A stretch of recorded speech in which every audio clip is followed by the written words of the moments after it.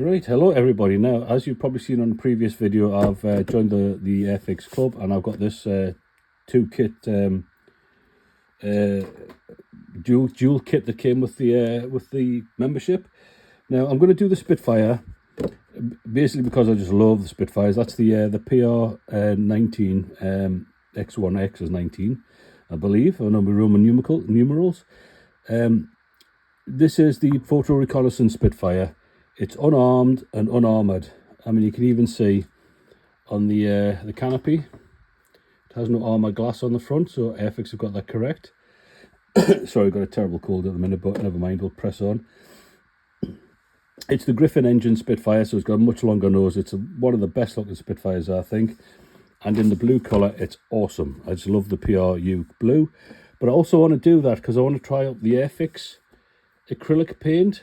Gen 2 it says there, and it's even got PRU blue on there, so we'll see what it's like. So I really want to try their acrylic paint. Never used it before, so that's basically what I'm going to do in this video, is try and see if this stuff's any good. Hopefully it will be. If it is, I think it was £2.50 a pot, which isn't too bad. The kit itself is one of Airfix's slightly older ones. It's one of the first new tool kits they did. And as a consequence, I've already cracked on and done a bit of building with it. So I've got the wings together. As you can see, the panel lines are quite heavy-ish, reminiscent of Matchbox. But it's all right. It's not exceptionally well detailed, but it's good enough, I think. The 5-blade spinner and propeller, that's built as well, which is the same colour.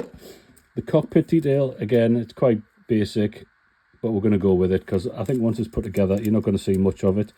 The kit does come with a pilot figure, but strangely, it looks like it's in full modern jet outfit. Now, I know these were pressurised, these planes, but I don't think they would have the full-on G-suit in the mid-1940s, but never mind. So we're going to go on with that. I'm basically just going to build it up quickly because it's going to be, I don't want this video to drag on too long because I want to see what this paint's like and what's the best way of using it. But I'll do the interior, a quick green, and put the transfers on, a quick wash, dry brush. I'm not going to use a pilot, as I say, so I'm just going to use some thin cuts of masking tape just to represent seat belts. Glue it together, get the wings on, get the undercarriage on, get the tailplane on, get the rudder on, I should say. And then we'll get it primed and then we'll try some of this blue. Can't wait. Right, I've raced ahead and got the model built up there. The cockpit's done, the canopy's all masked off. I've masked off the camera portals as well with Maskell. The fit of this model is pretty good. Like I say, it's one of their recently newish moulds. But I've got a side cap there. You can see on the back fuselage there. Otherwise, that's a good join. It's a decent join between the wing and fuselage, but I've got a little bit of an issue there. And possibly I might have an issue along here. But what I'm going to do, I'm going to put some primer on it and we'll go and see what it looks like. But it's a lovely shaped aircraft. And this is the day after Airfix have just launched their 2025 range. And I think they've actually blown it out of the water. The Stalwart and the Jaguar and the Wessex, they look, and a load of new Spitfires as well. I mean, I don't know why people complain about Spitfires. Everybody loves a Spitfire. Right, so I'm going to get some primer on this, and then we'll see what this looks like. But I think Airfix are on the up and up at the minute. That could be one of their channels, couldn't it? Airfix, never mind. Right, now we're going to get onto the main event of this video to see how this paint airbrushes the new Humbrol acrylic Gen 2, and this is the PRU blue, so this is the correct blue for the Spitfire. Now I've just quickly sprayed a bit on there, and that's straight out the pot with a brush, and that's with the airbrush. Now that has sprayed very, very, very nicely. So I've got some in the airbrush with a bit of water and a teeny little bit of that, because it's an acrylic paint. That's the consistency we've got. We can see that. So it looks okay.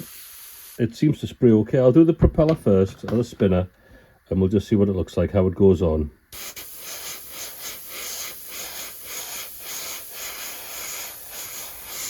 Oh, I've got my hands in the way there.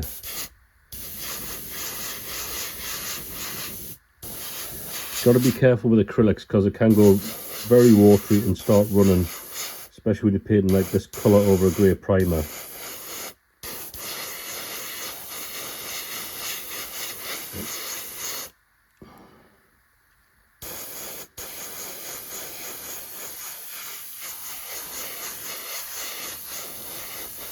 And that seems to have sprayed very nicely.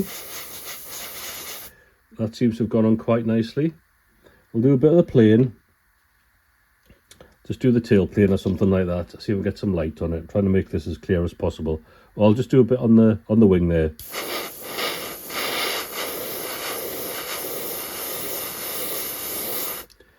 So it's a little bit thin.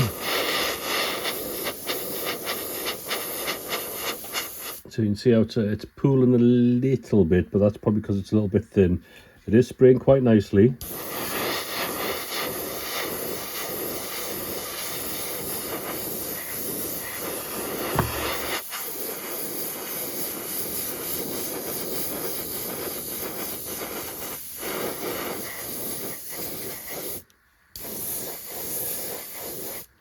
And that's spraying very nicely. I'm quite impressed with that. That's very nice. Put some on the underneath. As I always recommend with acrylics, light coats first. Just get a light dusting on there, because it doesn't dry as quick as solvent base paint. But it's getting nice coverage. We're getting good coverage. Nice smooth finish. Right, I'll go ahead and paint the rest of that and we'll see how it dries. But otherwise, I'm quite impressed the way they're sprayed, and I'll give you my thoughts after I've sprayed the whole model. Okay. So there we go. I've sprayed the model. It's still a little bit damp, but it's okay. I've taken the masking off, and I have to say I am really impressed by the smoothness and the control that I was able to gain from that paint. I wasn't expecting that much, but I have to say I'll definitely be using these again. It went on really smoothly. I had to put several light coats on. I did put a heavier coat on at the end, because just to see if it would spray nicely. And I don't know how close I can get to that. But you can see that is very, very smooth. Underneath as well, nice coverage. And that, I think, is a winner. Now I'm gonna put a coat of gloss varnish on, because we're going to do the transfers next, because we want to get this one done as quickly as possible. Now, I've noted on the window on the side on the camera there it doesn't have the invasion stripe on, so I'm going to mask that off. I'm just going to mask the door off with some Tamiya masking tape, because if I can find the transfers, where have I put them? They're on my desk somewhere. Well, anyway, it doesn't have the cutout for that on the transfers. So I'm going to give that another 20 minutes to dry. We'll put a coat of gloss varnish on it, then we'll get the transfers on. But yeah, that's quite an impressive finish I've got on that by those acrylics. I don't know why Airfix haven't made a bigger song and dance about their paints, but the one that I've used, like I said, I've only used the one. Yeah, I'm very impressed by that. So well done. Although it's Humbrol, but you know what I mean. I think it's under the Airfix banner, or the Hornby banner, but that's excellent. Well done. Right, so there we've got the gloss coat on. Got a couple of coats of gloss, and it looks very, very nice. I've masked up the little window, as I would say, as I said I would do. Now, this is the transfer of the stripes. I've been told these don't actually fit, so I'm going to have a go. Get a load of water on it. This is how I do it. I'll cut the transfer out, and we'll just put some water on it. You have to excuse me, I'm full of cold at the minute. But I have done recently the newly tooled Typhoons and Tempests from Tamiya, from Airfix, and they've all had tiger stripes on. God almighty. They've all had invasion stripes on, and they've fitted really well. I've had no issues with them whatsoever. So I'm a bit surprised when this someone commented saying these didn't fit. So I thought we'll have a go. If they don't fit, then I'm obviously going to have to be painting them on. But it's got the holes cut out for the cameras underneath. But like I said, it doesn't have one for the camera on the side. But let's just see how it goes. See if it's ready to come off yet. I find the new modern Airfix transfers absolutely delightful. No issues whatsoever. They settle down well. Nice colour registration. I think they're some of the best on the market at the minute. And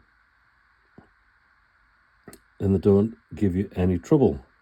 Although this one still doesn't want to come off the backing paper. But we'll stick with it. And there we go, got some movement. So we shall see what it looks like when it goes on. It's a big old transfer. Plenty of water, and it's a glossy surface, so it should help it slide around a bit. Careful, don't want to tear it. Right, get a load more water on that. There we go. So we've got a load of warm water. See if we can slide it around. Not doing very well here with this.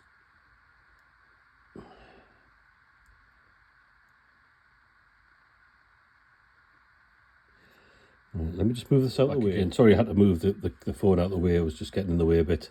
So I've got a little bit of overlap underneath. It doesn't quite fit around the holes for the cameras, but that's not so much of an issue. I can always cut them out. What we're going to do now, we're going to let that dry, and I'm going to try it just as it dries. But otherwise, I think we will get away with that. I say a little overlap there, but we'll get rid of that. That'll settle down. So, like I say, I'm going to let that dry and keep just sort of running the brush over it to try and get the water out and get rid of any wrinkles. And like I say, we can sort that out at the bottom, but no, that fits. I don't think there's going to be a problem with that. It doesn't look great at the minute, but I'm sure we'll settle that down with some setting solution. Right, as we can see, the stripes are starting to settle down a bit over the spine and down the side of the fuselage. Not so much here because you've got the the camera reconnaissance camera port still in the way and a bit dodgy at the bottom. But like I said, as it dries, just keep working it down. So just with a sort of cotton bud, just keep working it down. Don't press on too hard. And again, just down the side in the direction you want the transfer to dry. And we'll sort this out. When this gets a little bit more drier, I will cut it with a knife, trim it round it, and maybe put a bit of microsol on it shortly. Now you see it's slightly out of register here, but I'll just touch that in with a paintbrush. The blue on there, maybe the black, and the black just to straighten it up a bit. But otherwise, I think we'll have a good transfer there. The wing ones are going on as well, and the little tail flashes. I think it looks really good, the black and white stripes on the blue finish with the dark blue and dark red sort of roundel to the RF. It's a very attractive Spitfire. Now, as you can see, I've got the transfers down, and they've gone down absolutely fantastically well. I think Airfix transfers are some of the best around. Now, the stripes have gone on all right. I think you'll agree that's pretty good. It's gone into the recessed lines, etc. You can see the bottom there's a slight overlap, but I've touched in with a paintbrush, and I think we're going to be okay with that. So what I've done, which I really should demonstrate, while the transfer is still wet, start applying a bit of that, a bit of microsol, and that's good for manoeuvring the transfer. And then if you can, get your scalpel and basically just follow the panel line. So score the panel lines and apply a little bit more of that, and that kind of settles it down. If you have an issue, which you certainly will have around the wing roots, again, just score them. There's a little bleb there, so I'll get rid of that. Again, just score it with your knife, and just go in with the napalm, the heavy stuff. This is Daco products. This is the strong solution. This is the best one I've ever found. And as you can see, it conforms really nicely, and it just really sits nicely in the recessed panel lines. That's all the transfers on. I've done a little bit of paintwork on it. I'm going to do the wheels, the undercarriage, the tyres, etc., the exhausts. I'm going to do the bare minimum of weathering on this one, actually, which is unusual for me. I usually go a bit over the top. But I'm basically just want to use this as a sort of a demonstration to see if this stuff works, and I would say it does, which I'll talk about at the end. So I'll just finish the model off, and we'll have a little discussion at the end. But it's a very nice kit, and I think it's a nice one for beginners as well, actually. And if you're a little bit worried about transfers, don't be. Just follow those techniques, and you'll get that sort of finish, which I think is acceptable. So there we go. I've completed the Airfix Spitfire 1/72 scale PR19. I've done a little bit weathering on it, not too much. Bit on the undercarriage, on the wheels, the tyres. See if you can see that. A little bit, a teeny bit of stain around the exhaust, not a lot. I've also given it a coat of matte gloss varnish, because I'm pretty sure these planes were polished or had a higher gloss finish than your normal Spitfire. Just obviously a polished surface, smoother paint surface, less resistance equals more speed. And of course these were unarmed and unarmoured, as you can see by the unarmoured front windscreen. But it's a very nice kit. It is simple, quite straightforward, nicely detailed, nice panel lines, nice raised detail where required. Fits together pretty well. Just an issue in the wing root, but it's not insurmountable. The transfers, again, I keep banging on about Airfix new transfers. I think are fantastic.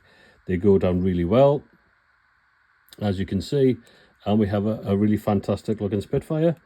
I know, like, Airfix have just released 2025 issues for this year, and there's a few Spitfires on there.